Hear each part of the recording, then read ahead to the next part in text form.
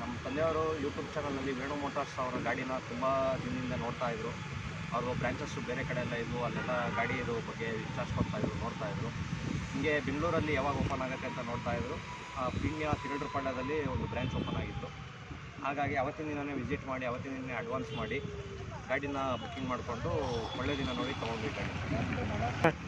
Venu motors ಗಾಡಿಯಲ್ಲಿ ಇವಾಗ display indications ಎಲ್ಲ ಇದಾಗಿದೆ.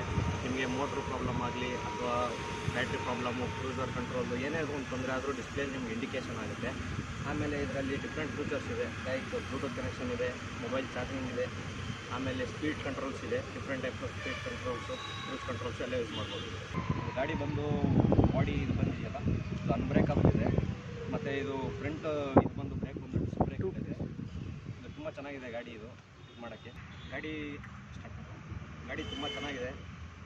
ಇದು ನಾವು ಕಾಲೇಜ್ ಪರ್ಪಸ್ಗೆ ಅಂತ ತೊಗೊಂಡ್ವಿ. ಫ್ರೆಂಡ್ಸ್ ಎಲ್ಲ ನೋಡಿ ತುಂಬ ಲೈಕ್ ಮಾಡಿದ್ದಾರೆ. ಅವರು ನಂಬರು ಎಲ್ಲ ಇಸ್ಕೊಂಡಿದ್ದಾರೆ ತೊಗೊಬೇಕು. ಗಾಡಿ ಪರ್ಫಾರ್ಮೆನ್ಸ್ ಎಲ್ಲ ಚೆನ್ನಾಗಿದೆ. ನೀವು ತೊಗೊಬೋದು. Thank you.